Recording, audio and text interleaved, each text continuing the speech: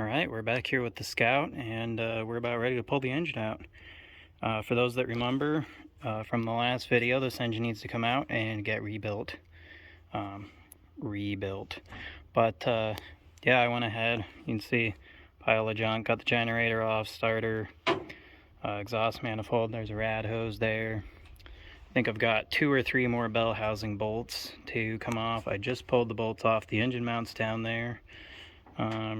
Radiators out, all the wiring's off of it, coil and whatnot. So yeah, I'm going to pull those bell housing bolts and then figure out how to hook up a chain on this thing to pick it out with the turtle here. It's a pretty dark Alaskan afternoon now, this fall time stuff. It's getting dark really early, so I don't know if I'll get it out tonight or not, but you'll definitely see it when it does come out, so that'll be in the rest of the video. Well, it's only getting later and darker around here, but she's ready to come out. I've actually got it lifted up, ready to pull the truck forward a little bit here, and we'll pick it right out of there. Well, there she sits, only slightly in the way, but yeah, coming to a YouTube channel near you soon. The teardown on this 152. I'll show you everything that was wrong with it when I got it, and everything that's wrong with it now.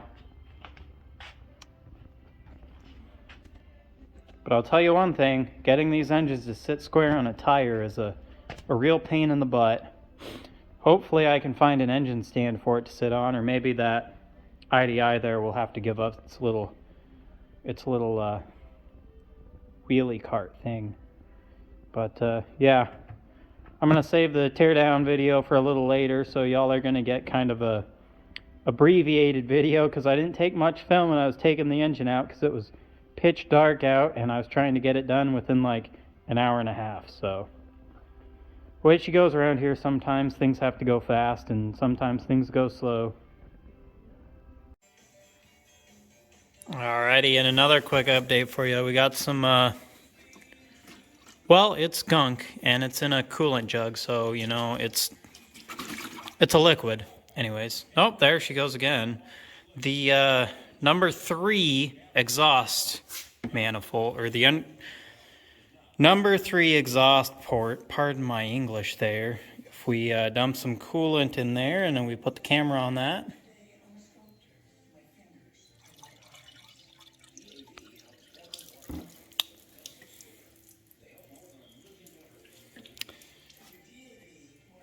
That would be the issue I was having with the Scout.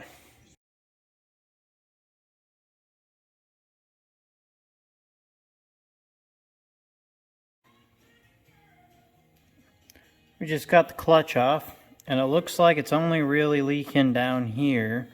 So I'm kind of curious to see where it leaks when the oil pump's being driven. So we'll find out in a second.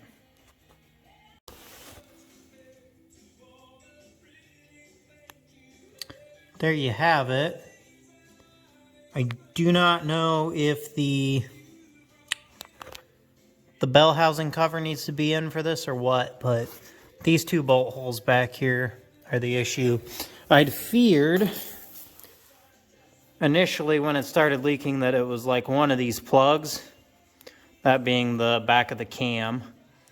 That was kind of my fear, because I was almost pretty sure it was leaking like right there, which it is. So just those 2 bolts, not too sure what might be an actual fix for that, but we'll look at it into the future. That's kind of a pretty good answer. It's like there's nothing wrong with the engine block.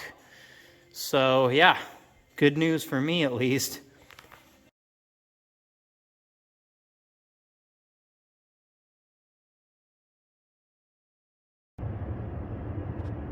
Well, since I found out my intake was bad, I put this intake on here, the other one, and this one had some screwed up threads, so I did a lot of work, but it's all back together. Cylinder head's back on. I actually had all the gaskets I needed laying around, so it's ready to go back in the Scout. You can see we got the cherry picker on there, this engine leveler kind of jankily on there because it's got to pick up the engine at a bit of an angle to get it into the Scout level.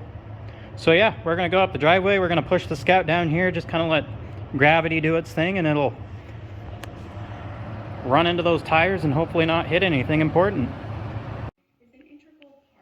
Alrighty, it's in. Got the engine in and bolted up last night. Well, bolted to the transmission. Literally nothing else is bolted on. You can see the whole pile of parts. Big issue now is these polyurethane motor mounts that I bought a while back, is I was never able to make them fit right. Tried again, and you can see this one's not flat at all. I don't know if I need to flip it upside down or what, but that's going to be a challenge for right now. We're going to see if we can't figure out how to make the motor mounts sit flush on the pads and bolt them down. Slowly but surely, we're getting there. Got a quick update. Got the engine mounts on, got the front pulley on the crank there. Gonna just keep bolting stuff on till we get there. More and more progress being made. She's bolted in. Shine my light there so you can see. Got the radiator in, carburetor on, plug wires on, all wired up, generator and everything, got the belt on. Need to put the fan on yet. I just cut all these old heater hoses off. They were all hard as a rock because they've been on there since the mid-70s. I don't think we're going to be driving tonight. The fuel pump I couldn't put on. The old vacuum fuel pump actually works, but the fuel line for it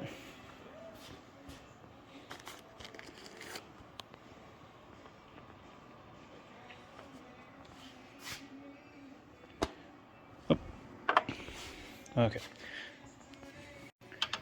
The old vacuum pump actually works, but the fuel line, it's boned. So we got a local rubber place that can make me a new fuel line. I'm going to go ahead and do that. I don't have the barbed fittings or anything to make it slide on hose. So we're going to go ahead and do that. And yeah, once that's on, I just need to bleed the clutch and we should be cruising. I still need to fill up the coolant, but obviously heater hoses aren't on yet, so just little bits of progress. Oh, and I got the Cheech pipe on, the old exhaust pipes on. I might put a muffler on it at some point, but for right now, that'll work. Even though the fuel pump isn't on and isn't working, we can still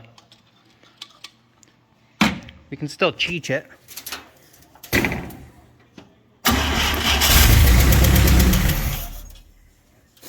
I think that's about all I can do for right now with one hand. That close by.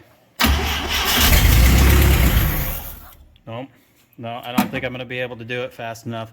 But it does run, and it runs pretty good. Yeah, I don't know what that popping is. I think it's from the coil. It is what it is. It runs. I'm feeling pretty happy about that. I think if the fuel hose can be done, I'll be driving tomorrow. It's going to be pretty mint. Oh, and headlights still work.